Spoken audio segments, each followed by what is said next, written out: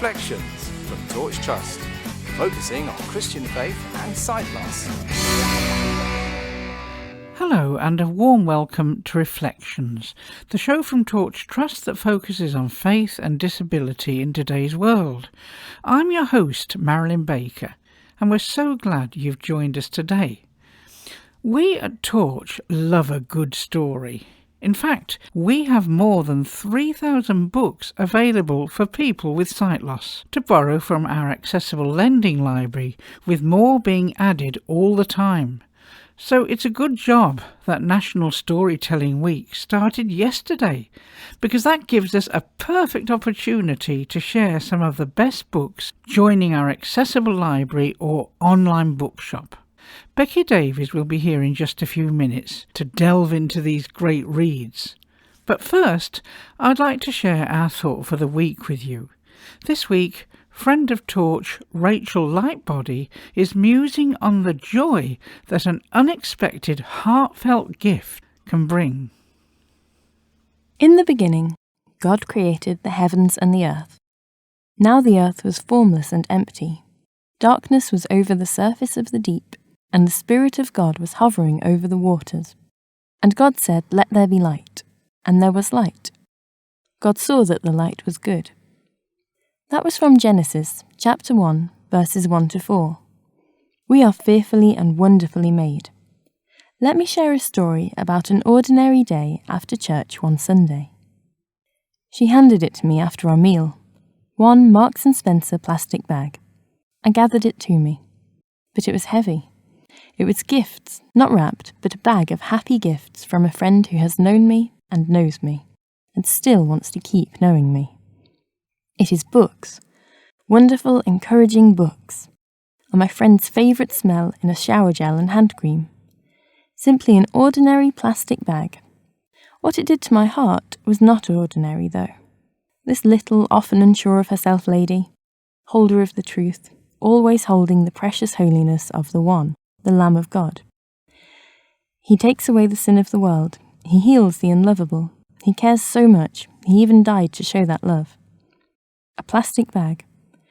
God takes the gift and demonstrates something wild and wonderful. He heals and strengthens. He loves, he embraces. Each little one always in his care. He demonstrates how the simple gift in love is beyond ordinary. It is extraordinary. Thank you, Father God, for caring about me amidst the wonder and splendour of this big, beautiful world you created. Give thanks in all things. Well, it's time to dive into the wonderful world of books now, with Becky Davies and Grace Dawson here to tell us what's new in the Torch collection. So, Becky, let's just jump straight in. What's the first book that you'd like to share with us today? So the first one is called The Things He Carried, and it's by Stephen Cottrell. It's available to buy and to borrow in all media, and it's priced at $7.99. Stephen Cottrell is the Archbishop of York, so you may well have heard his name before. He's a little bit well known. And I really, really love this book. It's beautifully written, and it's really, really thought-provoking. It's the account of Jesus's journey to the cross. So it's a really good book to read, maybe on the run up to Easter or over the Easter week.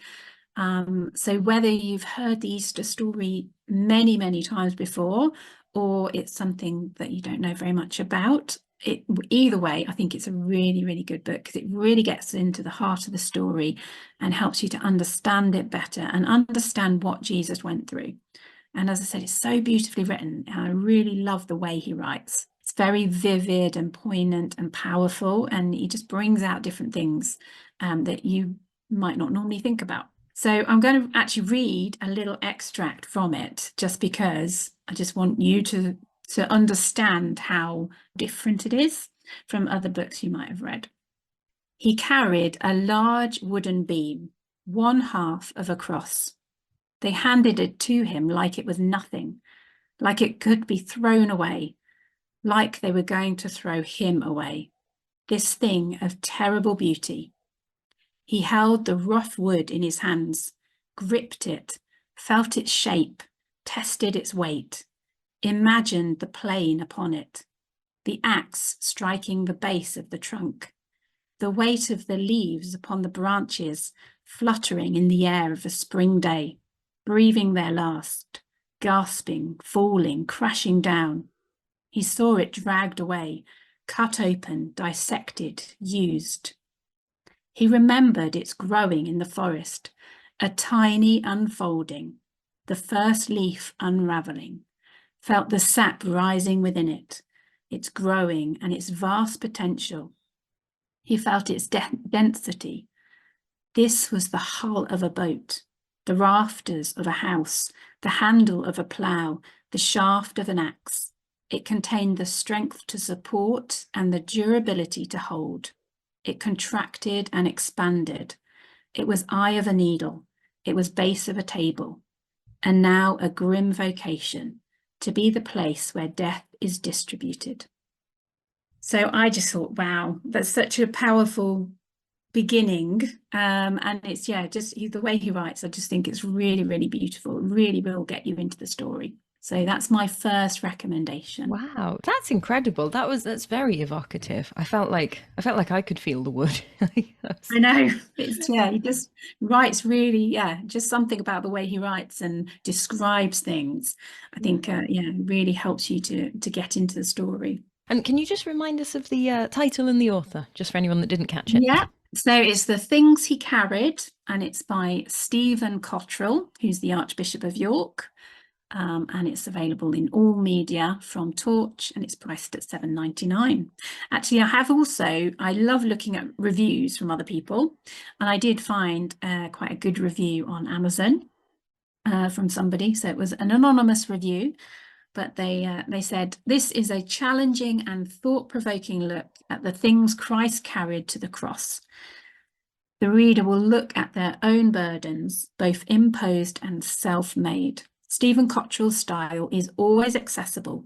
Reading the book is rather like chatting to him over a cup of coffee in one's kitchen, except that when you finish the book, you will never look at the road to the cross in quite the same way. Highly recommended. Wow. Fantastic. That's a very strong start. Good. I'm glad. Yes, I thought that was a really powerful, good book to start with. Wonderful. And so what is following that? I think this is an equally powerful book, but very different. So the second book is an autobiography, which I read last year and absolutely loved. I couldn't put it down. It's called Blown Away: From Drug Dealer to Life Bringer, and it's by Pastor Mick Fleming. It's available in large print and braille to buy or to borrow, and it's priced at £19.99. And it is a real page turner. As I said, I couldn't put it down when I read it. So it's, I don't know if you might have heard of Mick Fleming, you might have heard his name before, but I first heard about him during the pandemic. So he featured in a news article, a news section on the BBC.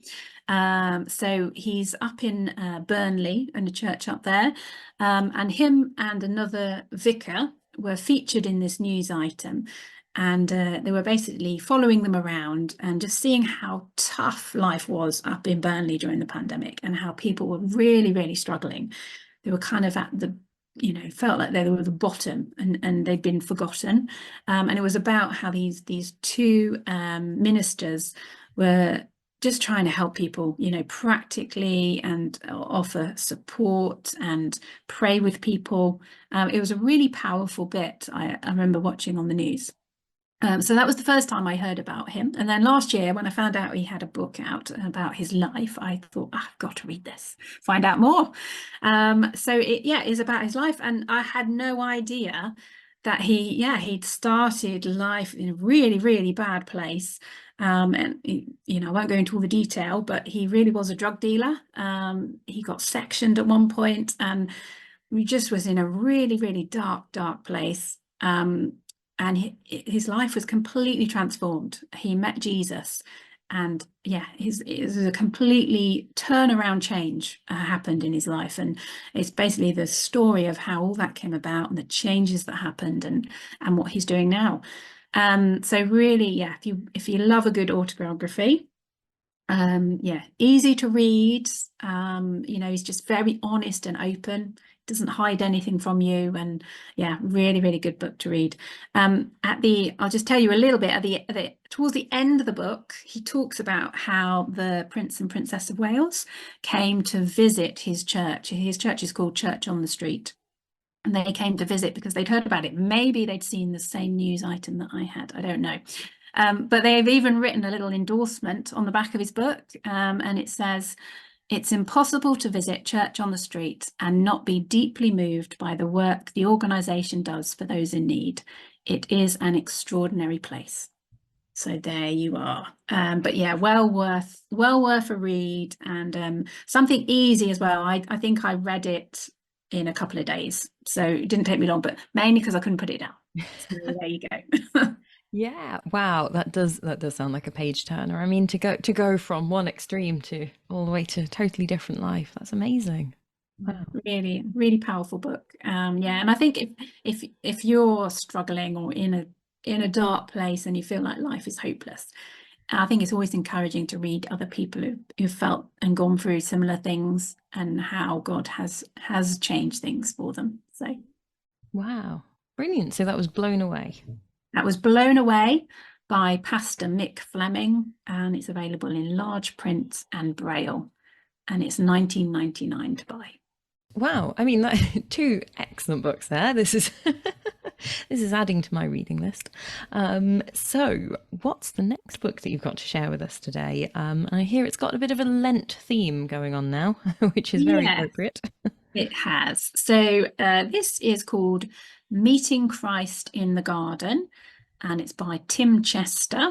Again, it's available to buy and to borrow, and it's available in all media, and it's priced at $14.99. So this is a new book out this year. And Tim Chester is a brilliant speaker and author. I first heard him when I went to the Keswick convention a few years ago, and I just found him really easy to listen to and really engaging. And he's equally a really, really good author. I've got quite a few of his books, and I find them really, really helpful and understandable and accessible. So I was kind of really excited when I saw he'd got a new book out for Lent this year. It's not specifically for Lent. You can use it at any time, but I think it would be a good one if you're in the practice or you want to have a go at reading something during Lent. I think it's a good one to have a go at if you want to try something different. So it's actually a 90-day devotional. Now, if you do know about Lent is actually only about 40 days. So you've got something that's going to last you even longer than Lent. But they're very small sections each day. So you could do more than one a day, I think, if you wanted to. Equally, you could make it last you 3 months and just really mull over it over a long period of time. So it's quite an unusual topic. So he's based his book on the Song of Songs, which is a little book in the Old Testament, which is often ignored and definitely misunderstood by many, many people. And it's actually, the book is like a love poem or song, as the title suggests. It's a beautiful picture of a bride and groom set in a garden. And there's lots of imagery and descriptions of the bride and groom and their love for each other. And I think lots of people don't really understand it, and they don't understand why it's in the Bible. But actually, it's a picture of God's love for his people and actually God's love for you. So it's actually incredible when you realize what it's about. And when you read it and you think about how much God loves you, because that's really what the picture is of. So Tim has written this devotion that uses some great Christian writings from Christian authors throughout history to really help us to understand and be amazed by this little overlooked Old Testament book. So it's something a bit different. I think it's really good to try something different. It goes through the whole book, looks at every single verse, which is probably why it takes 40 days. I think it's like a verse a day. But as I said, they're short devotions, and each day gives you something to think about and mull over from what you've read as well. Another Lent book that I'd like to tell you about is called And Yet, Finding Joy in Lament. It's by Rachel Newman. It's available from Torch in all media. It's priced at £10.99, and it's also in the Torch library. Rachel writes with the experience of someone who has had severe mental illness, and she's actually tried to take her own life twice. She's really honest about this experience. And as she's looked back at her diaries during her darkest days, she's realised that her writings were full of lament, a word that she didn't even know at the time. Lament means to passionately express grief or sorrow. She's found so much comfort in the laments that we find in the Bible. The ancient words of the Psalms have mirrored her own heartbreak. Lament is a gift for anyone who is struggling to call out to God when life is hard and life hurts. But lament in the Bible is also linked to joy. We learn how to know joy even in the darkest days. So this book is a wonderful devotion that brings together joy and lament. It takes you through the seasons of the Christian year, looking at the big topics of waiting, celebrating, grieving, lamenting, hoping, and rejoicing. And each chapter ends with some reflective questions. So just a reminder, it's written by Rachel Newman. It's called And Yet, Finding Joy in Lament, and it's available in all media from Torch, and it's priced at £10.99 or in the Torch library. So I've got a little extract here for you to give you a bit of a taster of what it's like. Lent is a season of lament, and hope is found as ever, not in the things we can do to fix ourselves or the world around us, but in our God, who fills our broken spaces with himself.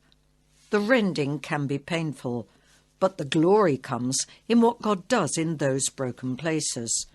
The Japanese call this kintsugi, where broken spaces are filled with gold and made all the more beautiful in those broken places.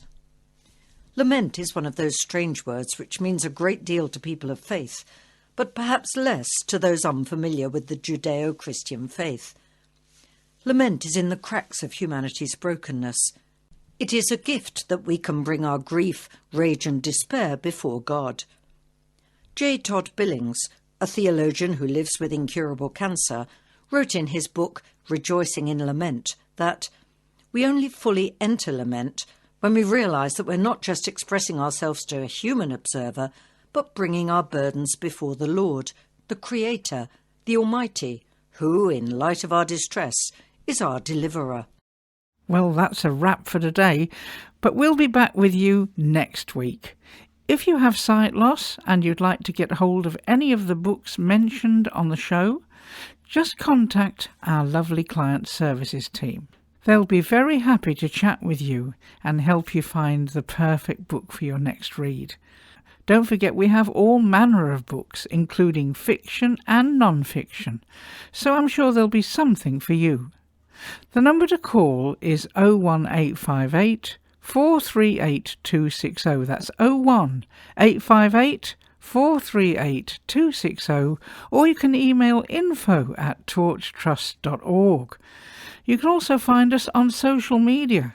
Just search for Torch Trust on Facebook, Instagram and Twitter. Until next week, from me, Marilyn, and everyone on the Reflections team, goodbye and God bless. You've been listening to Reflections from Torch Trust.